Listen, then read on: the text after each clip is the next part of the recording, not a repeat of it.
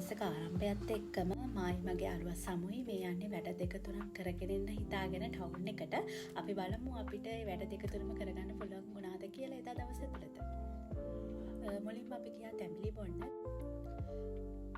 තැඹිලි බීලා අපි දෙන්න ගියා shopping කරන්න. ඉතින් දන්නවනේ එදා දවසම ඔතෙන්ට ඉවරයි. දෙවෙනි දවසේ අපි දෙන්න ගියා කැම්පස් එකට වැඩ වගයක් කරන්න. ඒත් එක්කම යනකොට අපි දැක්ක දන්සල් ටිකක් තිබුණා. ඊට පස්සේ අපි පළවෙනි දන්සලට ගිහලා බෙලිමල් බිව්වා.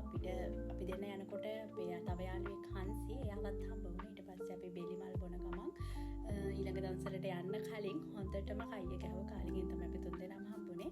ඉතින් ඔයාලගේ යාළුවෙක් හම්බුණා මෙහෙමද? ඉවරයක් නැතුව කයිය ගහනවද මේ වගේ?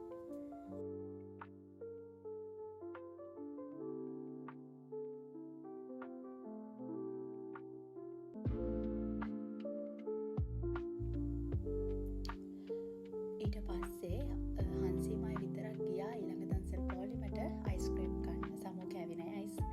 අපි දෙන්න විතරයි කෑවේ.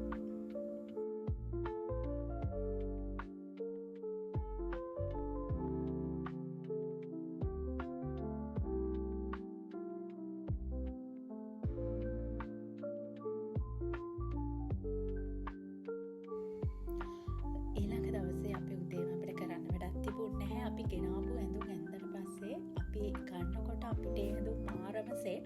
හැබැයි ඒ ඇඳුම් අරගෙන ඇවිල්ලා අපි අදිද්දි මෙලෝම රහක් නැහැ. ඊට පස්සේ අපි දෙන්නක මේක පුරුද්දක්ද මන් දන්නේ